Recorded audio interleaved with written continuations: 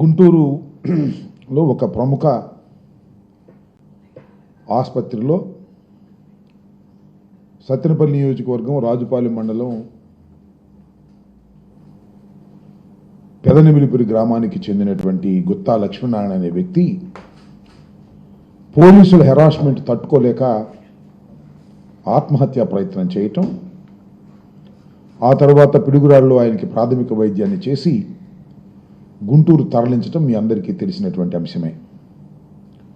ఆయన సుమారుగా 4-5 రోజుల నుంచి ఆ ప్రముఖ ఆసుపత్రిలో చికిత్స పొందుతూ ఉన్నారు. వారిని పరామర్శించటం కోసం జగన్మోహన్ రెడ్డి గారు రేపు 9 గంటలకు తాడేపల్లిలో బయలుదేరి గుంటూరు వచ్చి వారిని పరామర్శించి వెళ్ళేటటువంటి కార్యక్రమం రేపు జరుగుతుంది. దాన్ని మీ ద్వారా ప్రజలకి చెప్పాలనే ఉద్దేశంతో ఈ మీడియా సమావేశాన్ని ఏర్పాటు చేయడం జరిగింది. గుత్తా లక్ష్మీనారాయణ వైఎస్ఆర్ కాంగ్రెస్ పార్టీ చెందినటువంటి కార్యకర్త.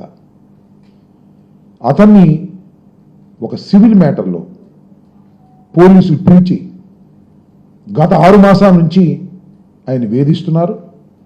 ఫైనల్గా డిఎస్పీ సత్తెనపల్లి హనుమంతరావు అని ఆయన అతన్ని పిలిచి ఇష్టం వచ్చినట్టు తిట్టి, నానాబూతులు తిట్టి, భరించడానికి వీల్లేని విధంగా తిట్టి, కులం పేరెత్తి కూడా నువ్వు ఆ కులమై జగన్ అంటే ఎలా తిరుగుతున్నావు అని బూతులు తిట్టడంతో అతను ఆత్మహత్య చేసుకున్నాడు. ఇది నేను కల్పించినటువంటి కథ కాదు, ఎవరు కల్పించింది కూడా కాదు.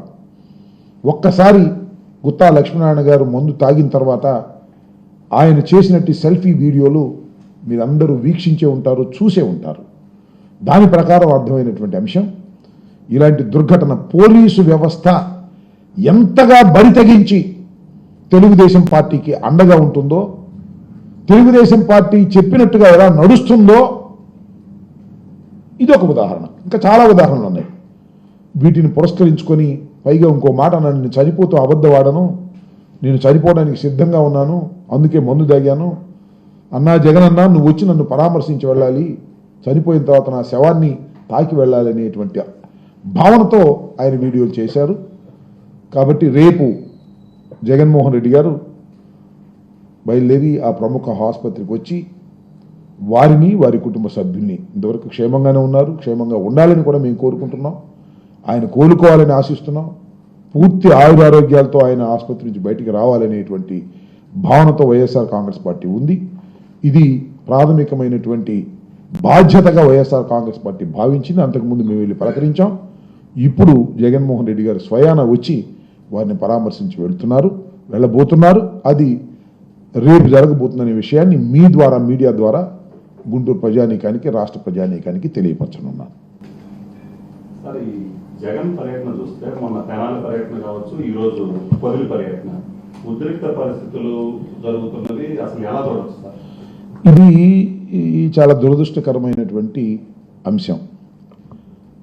మొన్న తెనాలిలో యువకుల్ని పోలీసులు నడిబజార్లో కొట్టినప్పుడు కానీ, ఇవాళ పొదిలి వెళ్ళినప్పుడు కానీ వైఎస్ఆర్ కాంగ్రెస్ పార్టీ అధ్యక్షులు మాజీ ముఖ్యమంత్రి జగన్మోహన్ రెడ్డి గారు ఒక ప్రత్యేకమైన ఎజెండాతో వెళ్ళారు.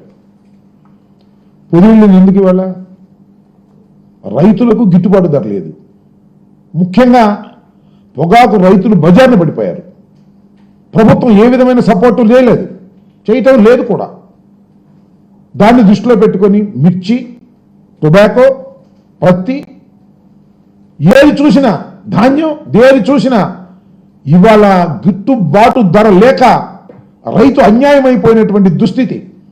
దీన్ని పురస్కరించుకొని జగన్మోహన్ రెడ్డి గారు పొగాకు బోర్డు సంబంధించినటువంటి పొదిలి, అక్కడ పొగాకు పండించేటటువంటి రైతాంగం పెచ్చుగా ఉన్నటువంటి ప్రాంతం కోసం ఆయన వెళ్ళి పరామర్శించి వస్తుంటే, లేదా పరామర్శకు వెళ్ళినప్పుడు నాకు పూర్తి వివరాలు లేవు, ఇందాక చూసా ముఖ్యమంత్రి గారు కుమారుడు లోకేష్ గారు ట్వీట్ చేశాడు. ఇంత కష్టపడి రైతుల్ని పరామర్శించడానికి జగన్మోహన్ రెడ్డి గారు ఇక్కడి నుంచి వెళితే అక్కడ మహిళలు నిరసన చెబుతున్నారంట రోడ్డు మీద. ఏమైనా అర్థం ఉందా? జగన్మోహన్ రెడ్డి గారు వెళుతుంది దేనికి? రైతుల్ని పరామర్శించడానికి. ముక్కు గోకటం కాదు ఇది. జగన్మోహన్ రెడ్డి గారు వాళ్ళు వెళ్తున్నప్పుడు మీరు చూసింటారు కదా టీవీలో, పొదిలంతా ఉప్పొంగిందా లేదా, జనమంతా వచ్చారా లేదా? అంత జనం వస్తే మహిళల్ని 5గురినో 6గురినో పోగేసి లోకేష్ ఈ బెలూన్స్ పెట్టి వెనక నుంచి చెప్పులు ఇసుతారా? ఏందైతే నాకు అర్థం కాలేదు. లోకేష్ పోయే కాలం ఏమైనా వచ్చిందా నీకు? చెప్పులు ఇసిరి ఇవాళ మహిళల మీద దాడి చేశారని మా మీద పడతావా? జగన్మోహన్ రెడ్డి గారు రైతుల్ని పరామర్శించడానికి వెళుతుంటే ఏంది మీ నిరసన? నాకు అర్థం కాదు. ఎక్కడికి వెళ్ళినా జగన్మోహన్ రెడ్డి ఎక్కడికి వెళ్తే అక్కడ ముక్కు కొకటమా? మొన్న తెనాలి వెళ్ళారు, యువకుల్ని మజార్లో పెట్టి ఇష్టం వచ్చినట్టు కొట్టారు పోలీసులు. కొడితే ఇవాళ మేము ఏదో వైఎస్ఆర్ కాంగ్రెస్ పార్టీ అని కాదు, మేము పరామర్శించడానికి వెళ్ళాం, అది తప్పని చెప్పాము. ఐవీఆర్ కృష్ణారావు ప్రభుత్వంలో పనిచేసినటువంటి వ్యక్తి, సీనియర్ ఐఏఎస్ ఆఫీసర్, చీఫ్ సెక్రటరీగా పనిచేశాడు. ఏం చెప్పాడు ఇవాళ? అక్కడ దాకా ఎందుకు? ఏబి వెంకటేశ్వరరావు మీ మనిషిగా, జగన్మోహన్ రెడ్డి గారిని రోజు తిడతాడుగా. ఏం చెప్పాడు? పోలీసులు చట్టాన్ని చేతిలో తీసుకోకూడదని మీ ఏబి వెంకటేశ్వరరావు చెప్పాడే. ఇలాంటి అకృత్యాలు జరుగుతున్నప్పుడు ఒక ప్రధాన ప్రతిపక్షంలో ఉన్నటువంటి వ్యక్తిగా, మాజీ ముఖ్యమంత్రిగా, వైఎస్ఆర్ కాంగ్రెస్ పార్టీ నాయకుడిగా జగన్మోహన్ రెడ్డి గారు వెళ్తే ఒక 10 మంది లేడీస్ని పోగు చేసి బెలూన్లు చూపించి వెనక నుంచి చెప్పు విసిరి మాది అన్యాయం అంటావా? అయ్యో సామెత చెప్తారే, మొగుడిని కొట్టి మొగసాలకి ఎక్కిందంట. ఆ సామెతకి ఉంది లోకేష్ పని. మా మీద నిరసన చెప్పడానికి, మా మీద చెప్పులు విసిరి, ఆ మాపులో నిరసన చెప్పడానికి వచ్చినప్పుడు చెప్పులు విసిరితే ఊరుకుంటారండి? మాపు మన కంట్రోల్ ఉంటుందా? ఇవాళ ఎన్ని వేల మంది, లక్షల మంది జనం వచ్చారు జగన్మోహన్ రెడ్డి గారు పొదిలి వెళ్తుంటే, కానీ వీరు రీతిలో వచ్చారు.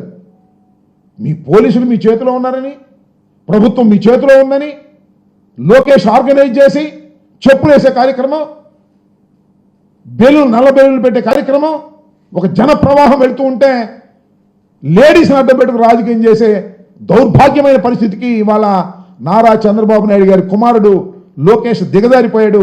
ఈ రాష్ట్రంలో శాంతి భద్రతల్ని విఘాతం కలిగిస్తున్నది 100కి 100 పాళ్ళు లోకేష్ తప్ప మరొకరు కాదని మనం చేస్తున్నాం. ఇవాళ మమ్మల్ని ట్వీట్ చేసి జగన్మోహన్ రెడ్డి గారి మీద విరుచుకుపడతా ఉన్నాడు. బుద్ధి జ్ఞానం ఉండాలని మనం చేస్తున్నాం. ఏంటి అన్యాయాలు, ఏమిటి అక్రమాలు? జగన్మోహన్ రెడ్డి గారు ఎక్కడికి వెళ్ళకూడదా? మీరు ఏదో ఇక్కడ జరిగింది, అమరావతికి సంబంధించి అందరూ రెచ్చగొట్టారు, సాక్షి ఆఫీస్ మీద దాడి చేస్తారు, ఏలూరు సాక్షి ఆఫీస్ కింద తగలబెడతారు, కోడిగుడ్లు వేస్తారు. ఏంది ఈ సంస్కృతి? మీరే శాశ్వతంగా ఉంటారా? లోకేష్, నువ్వు మీ నాన్న, మీ ప్రభుత్వం పోయినప్పుడు ఇవన్నీ మార్గం చూపుతున్నారా మీరు? చాలా తప్పు.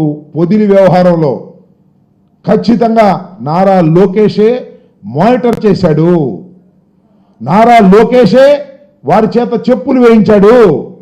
సరే, ఆ తర్వాత ఏమైనా జరిగిందేమో నాకు తెలియదు, ఇంకా ఇన్ఫర్మేషన్ లేదు. జగన్మోహన్ రెడ్డి గారి లాంటి ప్రజానాయకుడి మీద చెప్పులు వేయడానికి ప్రయత్నం చేసినప్పుడు అటు నుంచి కూడా రియాక్షన్ ఉంటుంది, న్యాచురల్. దానికి మనం ఏం చేస్తాం? Is it organised? మేము మహిళల మీద ఏదైనా చేస్తే అక్కడ అది ఆర్గనైజ్డా? మీ మహిళలను తీసుకొచ్చి నల్ల బెలూన్లు పెట్టి చెప్పులు వేయటం ఆర్గనైజ్డ్ కాదా? మీరు ఆర్గనైజ్ చేశారు, అటు రియాక్షన్ వచ్చింది. ఎవరు తప్పు? ఏదో అధికారం ఉందని, పోలీసు బలగాలు ఉన్నాయని మీ ఇష్టం వచ్చినట్టుగా ప్రవర్తన చేస్తున్నారు. దీనికి రియాక్షన్ భయంకరంగా వస్తుంది, తిరుగుబాటు కూడా వస్తుంది ప్రజల్లో. పోలీసులు కూడా లెక్క చేయరు రాబోయే కాలంలో, గుర్తుపెట్టుకోండి. మీకు తోటాలు పేల్చుకునే పరిస్థితి వస్తుంది. ఇది సరైనటువంటి విధానం కాదు. ఇప్పటికైనా జాగ్రత్తగా ఉండవలసినటువంటి బాధ్యత ఈ రాష్ట్ర ముఖ్యమంత్రి కుమారుడు లోకేష్కి. ఎందుకని పద్దాగా చెప్తున్నానంటే ముఖ్యమంత్రిది ఏమీ లేదు. ముఖ్యమంత్రి మైక్ ముందును క్యాబినెట్లోనే మొత్తం కీలన్నీ అబ్బాయికి ఇచ్చాడు. అబ్బాయి మొత్తం నడుపుతా ఉన్నాడు. ఇవాళ పొదిల్లో జరిగినా, మొన్న తెనాలిలో జరిగినా, లేదు సాక్షి మీద దాడి జరిగినా, సాక్షి ఆఫీస్ మీద దాడి చేయడానికి ప్రయత్నం చేసినా, లేడీస్ అందరినీ పోగు చేసినా, అంతా లోకేష్ గారి నాయకత్వంలో మానిటరింగ్ జరుగుతూ ఉన్నది. ఇది పచ్చి వాస్తవం. మీకే అర్థమైంది రాబోయే కాలంలో.